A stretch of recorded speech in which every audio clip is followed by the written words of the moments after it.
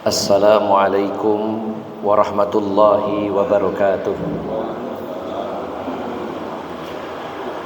Alhamdulillahi rabbil alamin, wal aqibatu lil muttaqin, wala udwana illa 'alal zalimin. Asyhadu an la ilaha illallah wahdahu la syarikalah, wa asyhadu anna Muhammadan abduhu wa rasuluhu la nabiyya ba'dah.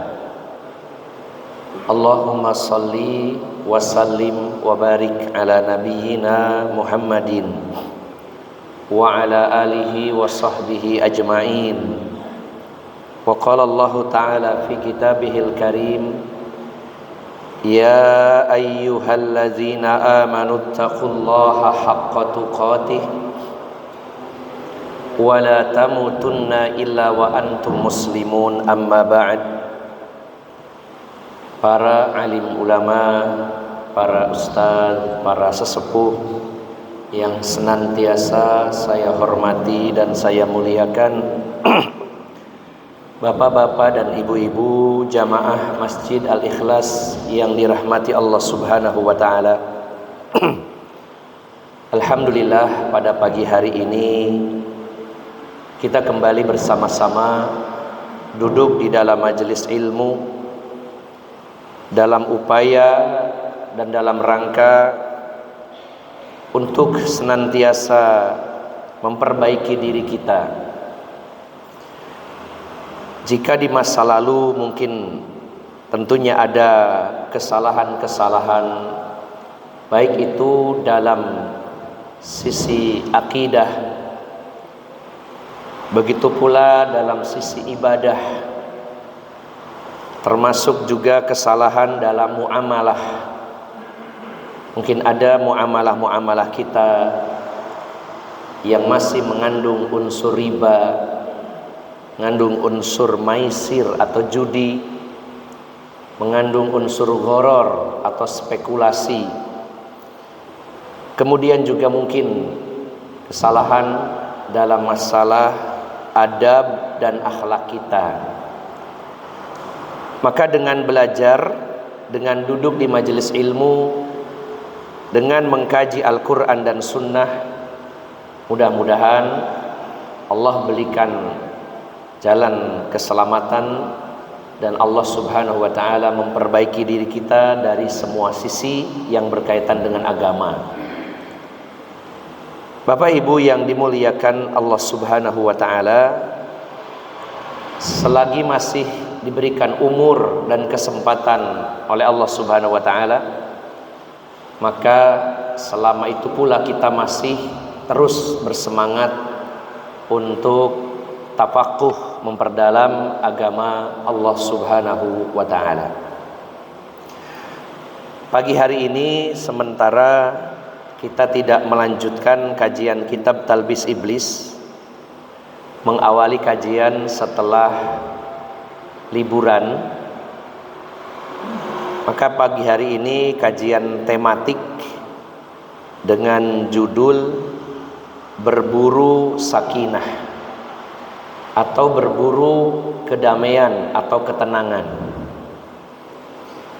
Bapak Ibu yang dimuliakan Allah Subhanahu wa taala, tema ini sebenarnya terinspirasi dengan sedikit kejadian beberapa hari yang lalu, yang mudah-mudahan kejadian ini yang sebenarnya berkaitan dengan diri saya pribadi, namun mudah-mudahan bisa kita jadikan sebagai ibrah dan pelajaran bagi kita semua. Beberapa hari yang lalu ada seorang mubaligh, seorang dai senior. Beliau teman sekaligus guru saya, dan beliau punya lembaga pendidikan, ada TK, PAUD, SD, dan SMP, yang dinaungi sebuah yayasan sebagai payung hukumnya. Beliau mengundang saya untuk bertemu. Kemudian misi utamanya meminta saya untuk menjadi ketua yayasan dengan alasan yayasan ini terutama sekolahnya sedang banyak problem. Beliau mempercayakan dan meminta saya untuk menjadi ketua yayasan. Lalu saya sampaikan, sebenarnya di satu sisi saya ingin dapat pahala.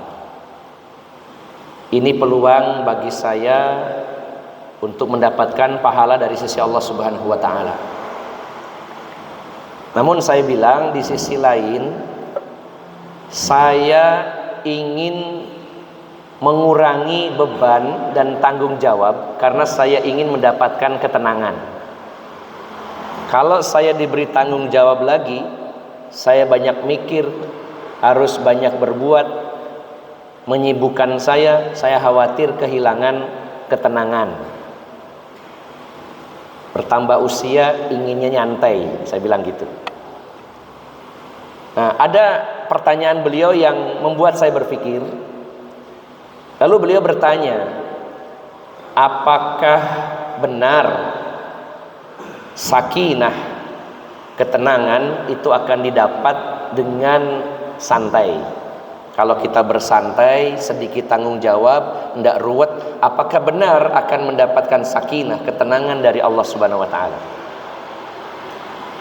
Yang kedua, kata beliau, apakah Rasulullah Muhammad sallallahu alaihi wasallam dan juga para sahabat dulu ketika mendapatkan ketenangan, apakah dengan cara mereka itu bersantai, dengan cara meninggalkan ya kesibukan-kesibukan dalam rangka meraih pahala? Apakah seperti itu?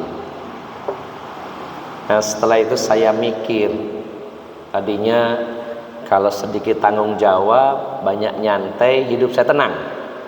Bukankah yang kita cari bukan semata-mata kesenangan, tapi ketenangan? Atau dalam bahasa Arabnya as-sakinah, ketenangan. Setelah kejadian tersebut, saya beberapa hari mikir, ini yang beliau sampaikan menjadi tanda tanya bagi saya. Apakah benar sakinah, ketenangan itu akan kita dapat kalau kita santai-santai, kita tidak punya tanggung jawab? Dan juga bagaimana dulu Rasulullah dan para sahabat mendapatkan sakinah? Saya coba mencari tahu, kemudian akhirnya Allah Subhanahu wa taala ya melalui sebuah kitab yang sangat terkenal sebenarnya, kitab ini yaitu kitab Madarijus Salikin, karya dari Imam Ibnul Qayyim Al-Jauziyah rahimahullah. Mengutip dari kitab tersebut, ada satu perkataan dari beliau. Beliau mengatakan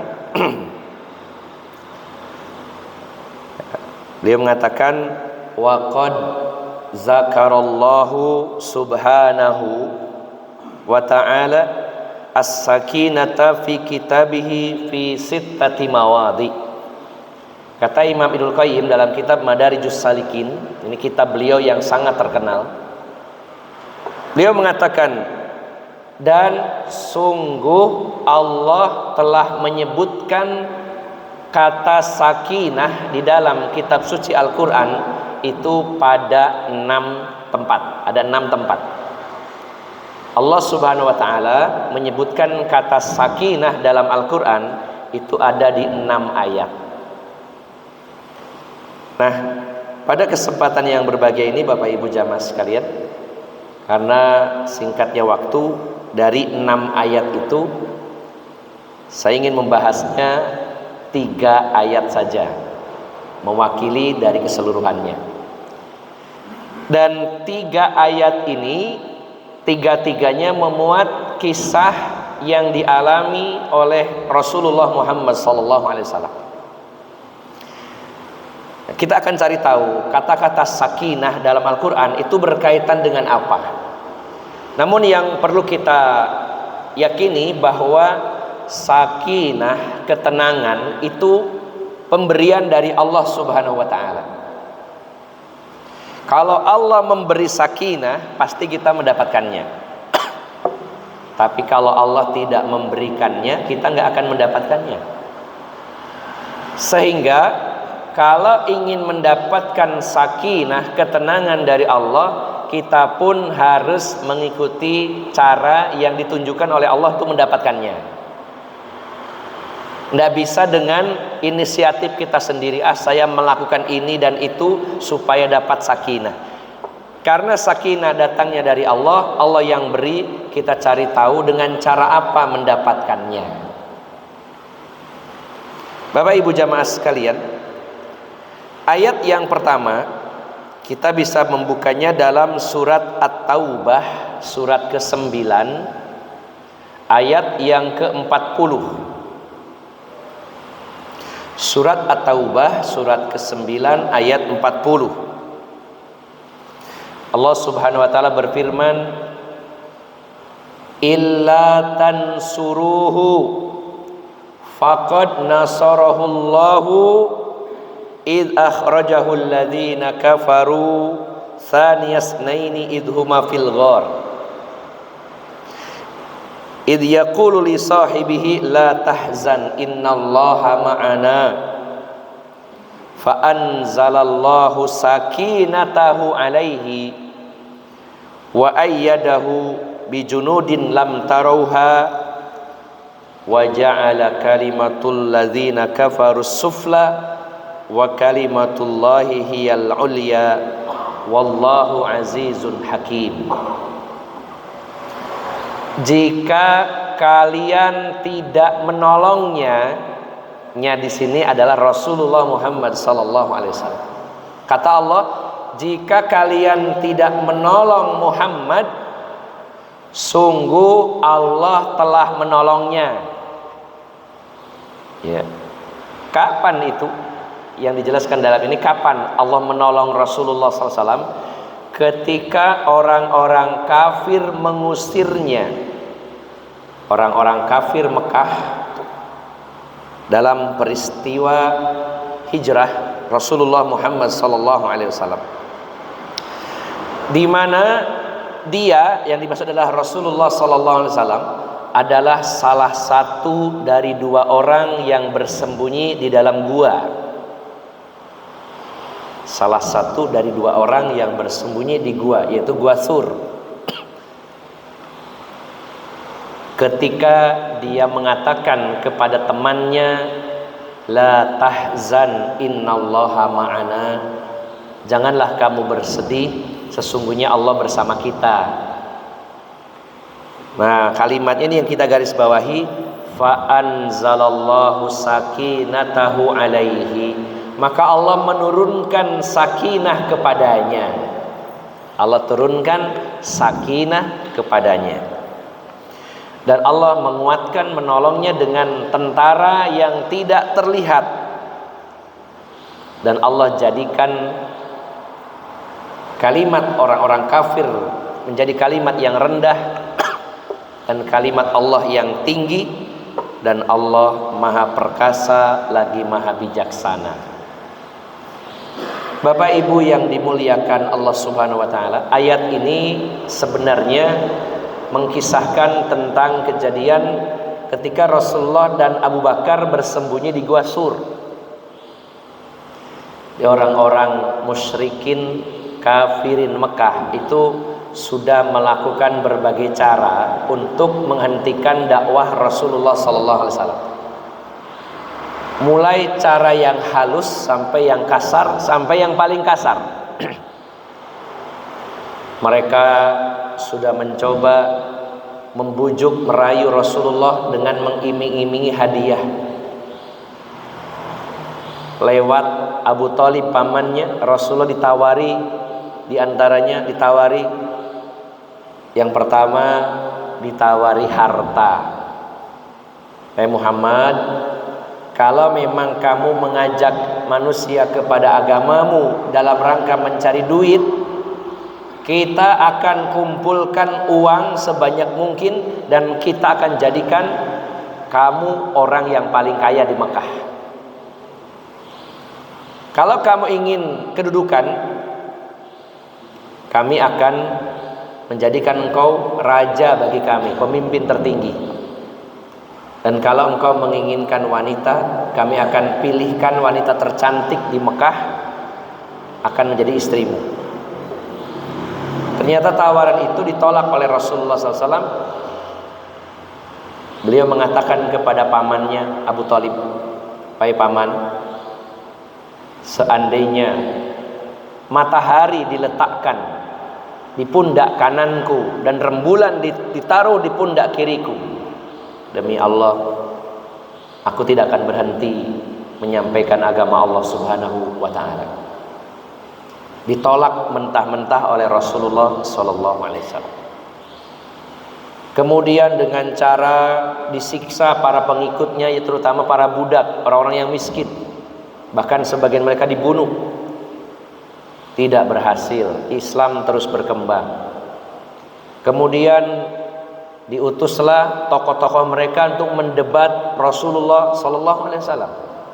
Di antaranya Al-Walid bin Al-Mughirah yang berdebat dengan Rasulullah SAW, namun akhirnya pulang dengan hasil nol. Bahkan akhirnya malah mengagumi Rasulullah SAW ketika Rasulullah membacakan surat Fussilat dari ayat pertama sampai terakhir. Sudah berbagai cara sampai diboikot 3 tahun lamanya, tetap tidak berhasil. Maka akhirnya mereka memutuskan supaya Islam ini tidak berkembang, supaya dakwahnya Muhammad berhenti, tidak ada cara lain lagi kecuali dengan cara dibunuh. Dan supaya pembunuhan ini ditanggung bersama, maka bunuhnya jangan sendirian, keroyok. Dikumpulkanlah jagoan-jagoan semekah dari semua kabilah. Mereka bersekutu bersatu untuk membunuh Rasulullah SAW. Ketika mereka mengepung rumah Rasulullah, mereka ditidurkan oleh Allah Subhanahu wa taala dan Rasulullah berangkat bersama Abu Bakar. Jadi Bapak Ibu jamaah sekalian, hijrahnya Rasulullah sallallahu alaihi wasallam dan juga Abu Bakar sebenarnya dalam kondisi yang sangat genting. Kondisi mau dibunuh. Bukan pergi secara baik-baik, diusir begitu saja, tidak. Bahasa simpelnya beliau buronan, akan dibunuh. Dan sebelum meninggalkan Mekah, beliau bersembunyi di sebuah gua yang bernama Gua Sur bersama Abu Bakar. Dan Allah menolong Rasulullah SAW dengan menjadikan mulut gua itu dipenuhi oleh sarang laba-laba dan juga sarangnya burung merpati, sehingga kalau orang melihatnya tidak mungkin ada yang masuk ke dalamnya. Namun Bapak Ibu jamaah sekalian, Gua Sur ini sebenarnya gua yang dangkal dan sempit. Ketika Rasulullah dan Abu Bakar masuk dan Rasulullah kelelahan, Abu Bakar bersandar di dinding gua, kemudian Rasulullah tidur di pangkuan Abu Bakar. Jadi kepalanya Rasulullah di pahanya Abu Bakar. Rasulullah istirahat, tertidur. Ternyata sedang bersandar di gua, tiba-tiba binatang berbisa menyengat punggungnya Abu Bakar. Entah itu kelabang atau kalajengking, menyengat punggungnya Abu Bakar. Sakit yang luar biasa. Abu Bakar kesakitan, namun beliau berusaha menahan rasa sakit supaya Rasulullah tidak bangun. Tapi saking sakitnya sampai Abu Bakar nangis menahan sakit, netes air mata beliau kesakitan. Sampai air mata Abu Bakar ini menetes di pipinya Rasulullah sallallahu alaihi wasallam dan Rasulullah terbangun. Ada apa wahai Abu Bakar? Engkau menangis. Wahai Rasulullah, saya disengat binatang berbisa, sakitnya luar biasa. Lalu diobati Rasulullah dengan diruqyah, dengan dibacakan ayat ruqyah, kemudian diludahin dan Allah berikan kesembuhan. Lalu datanglah orang-orang kafir di mulut gua. Mereka mencari Rasulullah dan Abu Bakar. Nah, disitulah Abu Bakar sempat panik dan mengatakan kepada Rasulullah, ya Rasulullah, seandainya mereka berjongkok pasti kita ketahuan. Hanya sekedar jongkok kelihatan kakinya Rasulullah dan Abu Bakar di persembunyian yang sebenarnya tidak layak untuk bersembunyi. Kalau mereka itu jongkok, wahai Rasulullah, kita ketahuan dan ketangkep dan dibunuh. Dan dalam kondisi bingung, panik, maka Rasulullah mengatakan, la tahzan innallaha ma'ana fa anzalas sakinatahu alaihi. Maka Allah menurunkan sakinah kepadanya, kepada Rasulullah SAW, begitu pula kepada Abu Bakar As-Siddiq. Nah, ini ayat pertama yang di sana ada kata sakinah. Allah turunkan sakinah kepada Rasulullah dan Abu Bakar ketika bersembunyi di Gua Sur. Ini yang pertama.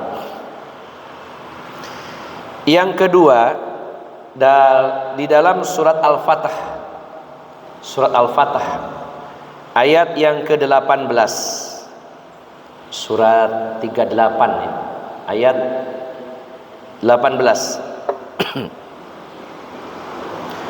Allah Subhanahu wa taala berfirman, laqad radiyallahu 'anil mu'minina idh yubayi'unaka tahta asy-syajarah fa'alima ma fi qulubihim fa'anzalas sakinata 'alaihim wa ayyadahum wa asabahum fathan qariba. Sungguh Allah telah ridho kepada orang-orang mukmin ketika mereka berjanji setia membaiat kamu di bawah pohon, dan Allah mengetahui apa yang ada dalam hati mereka, maka Allah turunkan sakinah kepada mereka dan Allah memberi kabar kepada mereka dengan kemenangan yang dekat. Bapak Ibu jamaah sekalian, ini kejadian pada bulan Zulqa'dah pada tahun ke-6 Hijriah. Kita tahu dalam sejarah di tahun ke-5 Hijriah kaum muslimin perang dalam peristiwa perang Khandaq, perang Ahzab, di mana di Madinah yang hanya berjumlah laki-lakinya 1.500-an orang dikepung 10.000 pasukan aliansi gabungan. Ya. Luar biasa. Madinah yang kecil, personilnya sedikit, dikepung 10.000 pasukan profesional, dan itu gabungan aliansi. Namun Allah berikan kemenangan kepada kaum muslimin sehingga tingkat kepercayaan diri kaum muslimin meningkat drastis. Dan pada tahun ke-6 kaum muslimin menaklukkan benteng Khaybar, ya, benteng berlapis di wilayah Khaybar yang dikuasai Yahudi.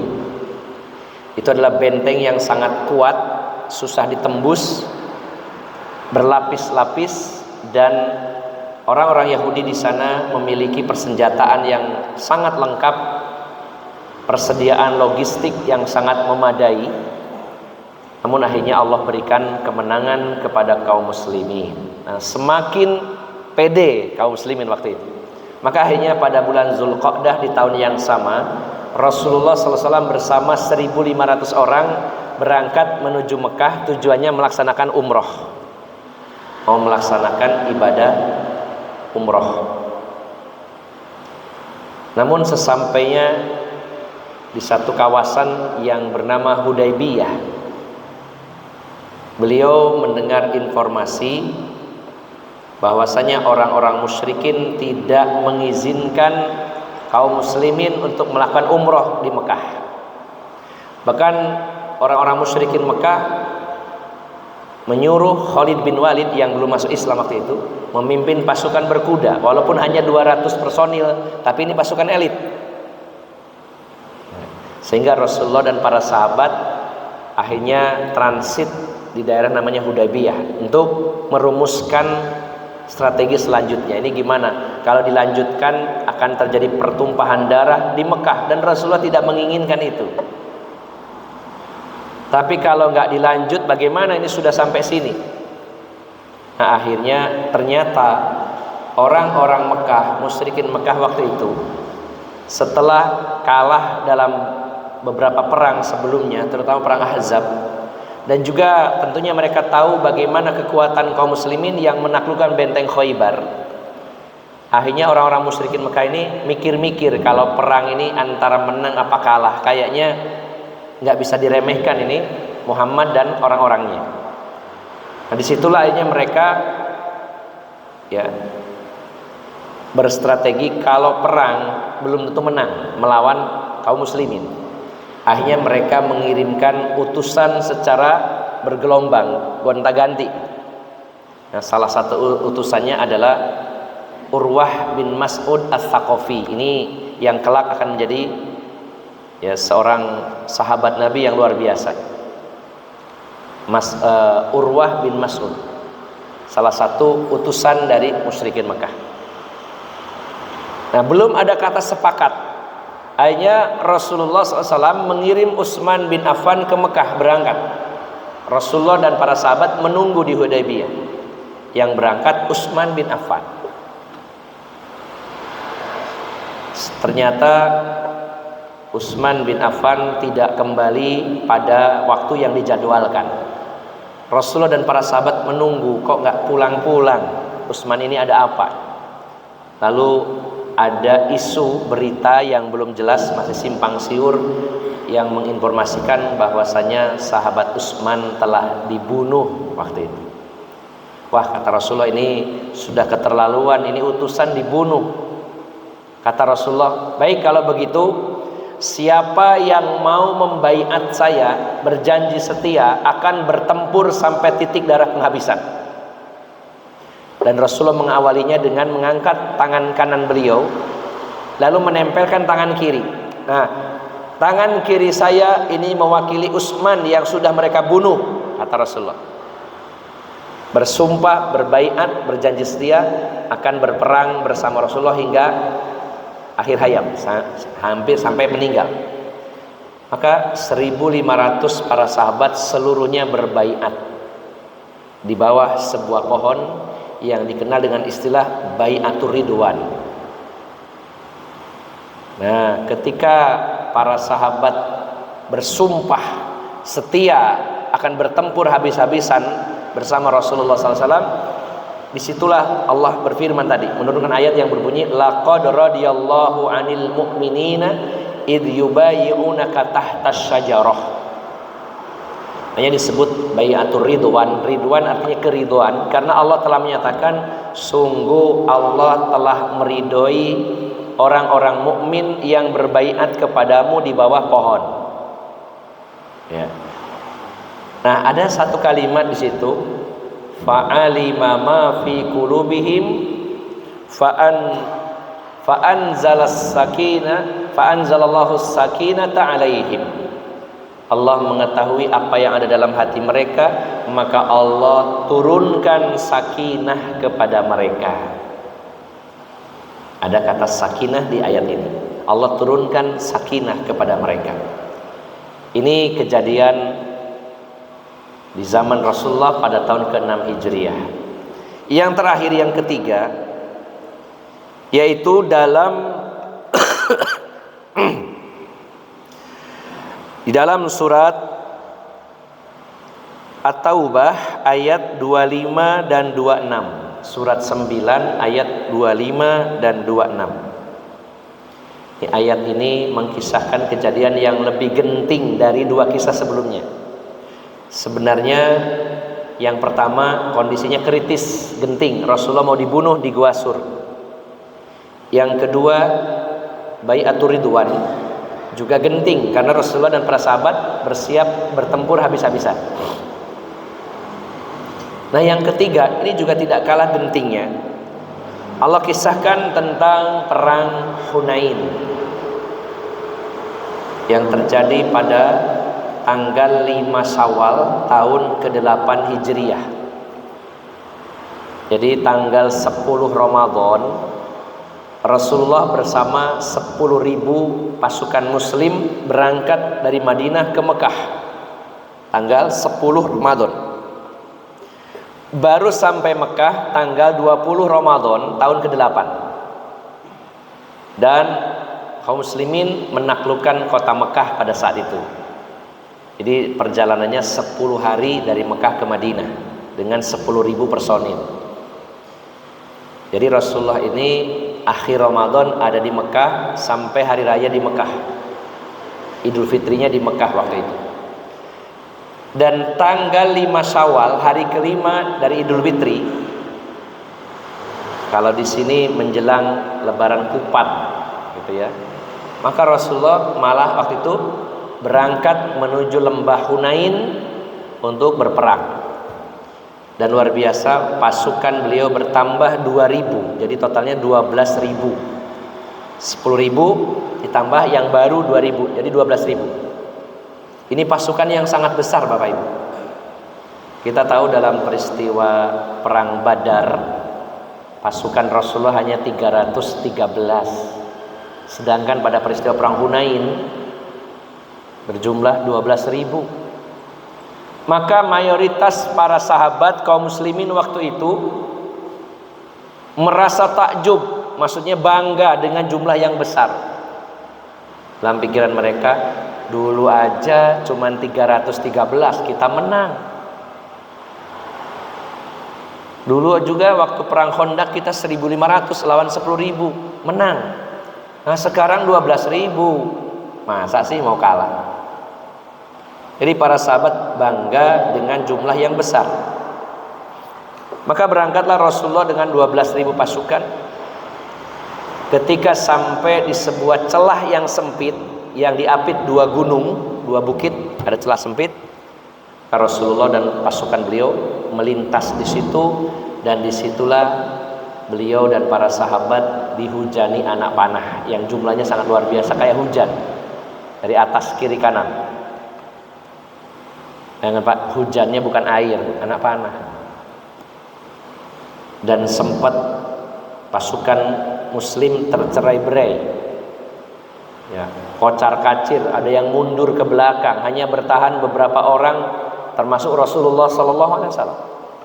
Allah menggambarkan kejadian ini dalam surat At-Taubah ayat 25-26. Allah berfirman, laqad nasarakumullahu fi mawatin katsiratin. Dan sungguh Allah telah menolong kalian di banyak medan pertempuran. Berkali-kali Allah tolong kalian di medan pertempuran. Wa yauma Hunain. Begitu pula Allah telah menolong kalian pada peristiwa perang Hunain. Idz a'jabatkum kasratukum falan tughni ankum syai'a wa dhaqat 'alaikumul ardu bima rahubat summa walaitum mudbiri. Dan Allah telah menolong kamu di banyak pertempuran, termasuk Allah menolong pada peristiwa perang Hunain. Ketika itu kalian merasa bangga dengan jumlah pasukan yang besar, namun bumi yang luas terasa begitu sempit kalian rasakan waktu itu, karena kalian dihujani anak panah dari berbagai macam arah, sehingga kalian kocar kacir dan mundur ke belakang. Hanya Rasulullah dan beberapa sahabat yang bertahan, yang berteriak menyemangati pasukan yang lainnya. Lalu Allah melanjutkan, summa anzalallahu sakinatahu ala rasulihi wa alal mu'minin wa anzala junudan lam tarauha wa adzabal ladzina kafaru wa dzalika jazaa'ul kafirin. Kemudian Allah turunkan sakinah kepada Rasulullah dan kepada orang-orang mukmin, dan Allah turunkan pasukan yang tidak terlihat dari kalangan malaikat, dan Allah menyiksa orang-orang kafir, dan itulah balasan bagi orang-orang yang kafir.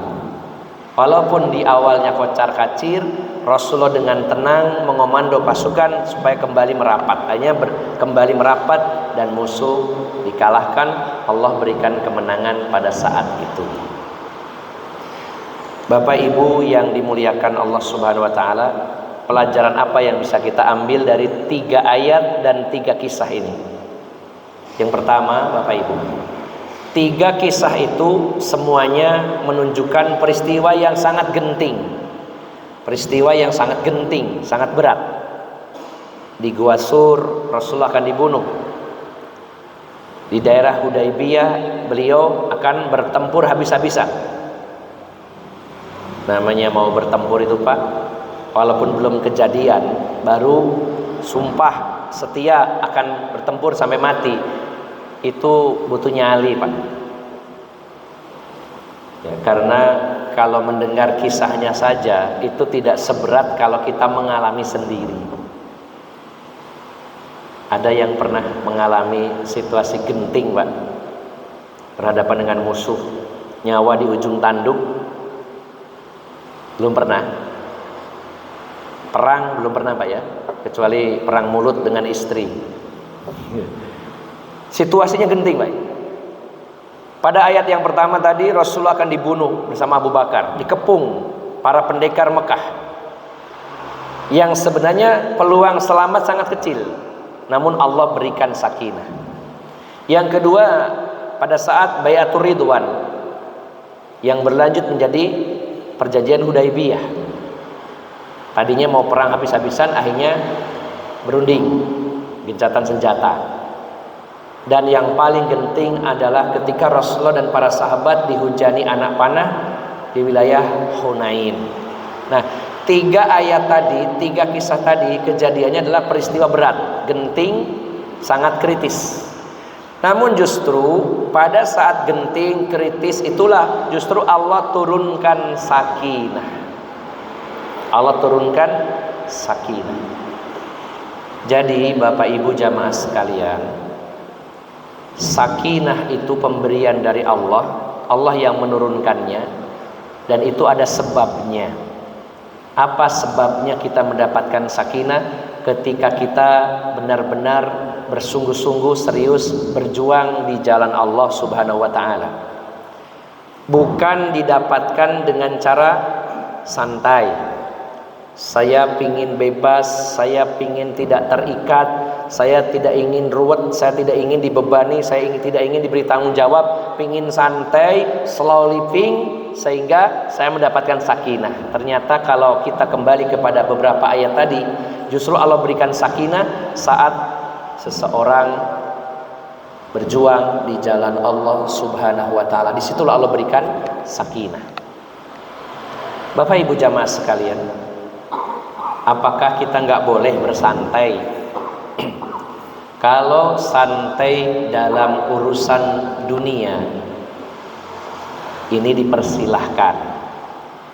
Misalkan bapak-bapak, ibu-ibu, seorang pengusaha, tabungan sudah cukup, anak-anak sudah misalnya are-are anak-anak wis jadi wong kabeh. Jadi wong kabeh, bukan berarti dulunya bukan orang ya. Ini istilah saja. Anak sudah jadi orang semua, sudah nikah, sudah punya anak, ya, sudah mapan.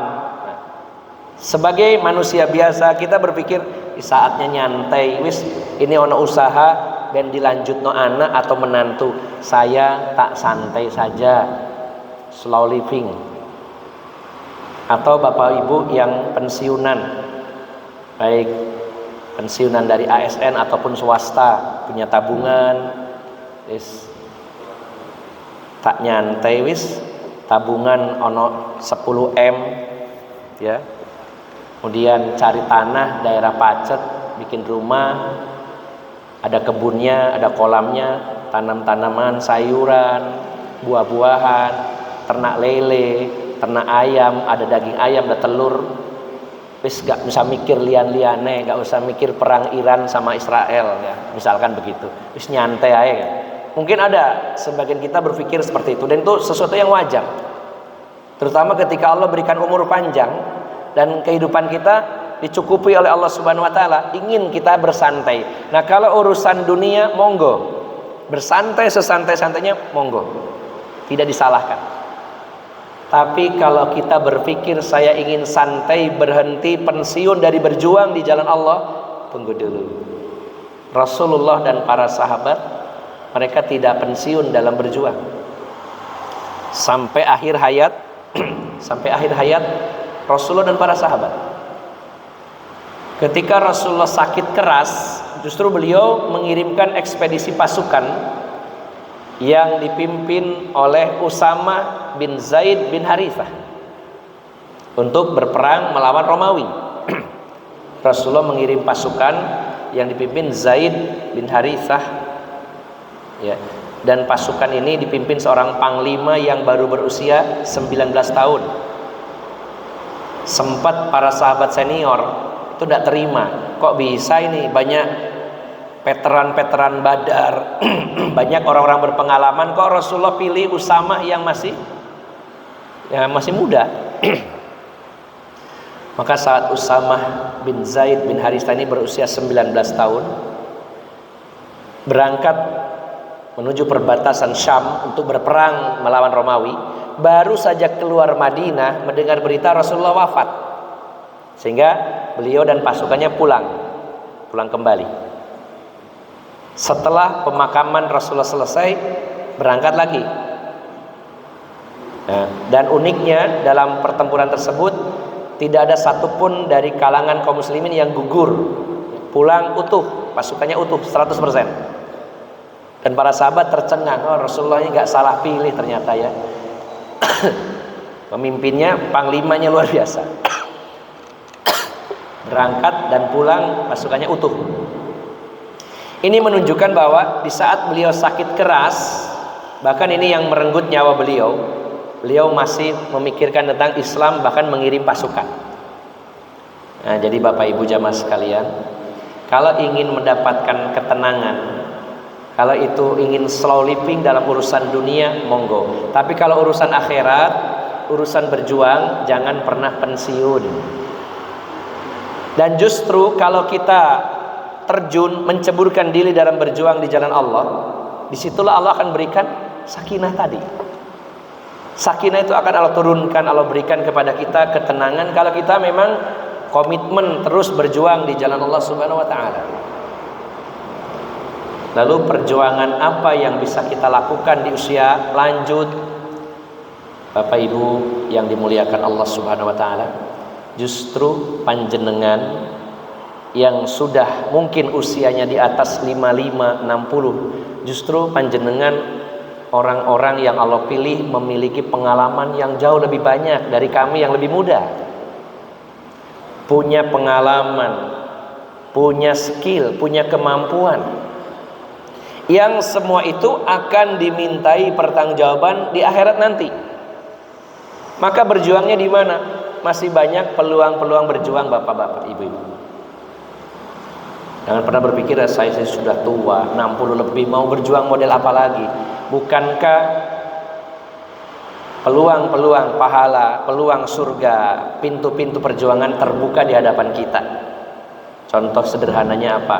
Gimana caranya supaya masjid kita ini lebih berkembang, lebih makmur, ya, banyak orang-orang yang mendapat hidayah dengan sebab melalui masjid ini. Dan ini butuh perjuangan bapak-bapak, ibu-ibu di sini. Boleh kita memikirkan yang jauh-jauh, memikirkan Gaza, Palestina dan lain-lain, itu adalah bentuk kepedulian kita. Tapi yang di depan mata kita yang bisa kita lakukan justru malah tidak kita lakukan. Nah, ini jangan sampai seperti itu. Kita tetap berjuang, mendoakan, menyumbang dan sebagainya. Tapi perjuangan di depan kita justru jangan dilewatkan. Contoh sederhananya tadi, masjid, lembaga pendidikan kita, panti asuhan yang kita miliki, kegiatan-kegiatan sosial untuk mengenalkan Islam kepada masyarakat. Ini butuh panjenengan semua yang punya pengalaman manajemen, pengalaman memimpin. Jangan dikira itu semua tidak akan dimintai pertanggungjawaban oleh Allah Subhanahu wa taala. Nah, dari sini saya pribadi mengambil ibrah. Oh iya ya, saya baru sadar tadinya ingin santai, sudahlah ya, biar dipegang teman-teman saja, saya nggak usah capek-capek, pingin nyantai. Mulai hari ini kita ralat. Kalau urusan dunia monggo nyantai silakan, mau bersemangat juga silakan, mau nyantai juga silakan. Tapi kalau urusan akhirat jangan pernah berpikir untuk santai. Eman-eman waktu dan umur yang Allah berikan, dan perjuangan di hadapan kita masih terbuka lebar. Bahkan Bapak Ibu, baik dengan harta, dengan fisik kita, dengan tenaga, dengan pikiran, dengan ide-ide, gagasan, saran-saran, ini sangat dibutuhkan. Contoh sederhananya, bagaimana supaya masjid ini lebih makmur, lebih ramai, kemudian banyak warga sekitarnya yang mendapat hidayah dari Allah Subhanahu wa taala. Ini juga salah satu bentuk perjuangan, dan masih banyak pintu-pintu yang lainnya. Jadi kesimpulannya Bapak Ibu jamaah sekalian, ayat-ayat tentang sakinah justru Allah infokan kepada kita, diberikan kepada mereka yang sedang berjuang di jalan Allah Subhanahu wa taala, bahkan dalam situasi yang kritis, situasi yang genting. Bukan dengan cara bersantai kemudian pensiun dari berjuang di jalan Allah Subhanahu wa taala. Mari kita semuanya yang telah diberi potensi apapun oleh Allah Subhanahu wa taala, kita gunakan potensi itu untuk berkontribusi, ambil bagian dalam perjuangan membela agama Allah Subhanahu wa taala. Demikian Bapak Ibu jamaah sekalian, semoga ini menjadi motivasi bagi saya pribadi khususnya, umumnya bagi Bapak Ibu jamaah sekalian, untuk lebih besar andil dan sahamnya serta kiprahnya dalam dakwah, dalam berjuang meninggikan kalimat Allah Subhanahu wa taala. Semoga bermanfaat. Mohon maaf atas segala kekurangan. Aqulu qauli hadza wa astaghfirullah li wa lakum wa akhiru da'wana alhamdulillahi rabbil alamin. Subhanakallahumma wa bihamdika asyhadu an la ilaha illa anta astaghfiruka wa atubu ilaik. Wassalamualaikum warahmatullahi wabarakatuh.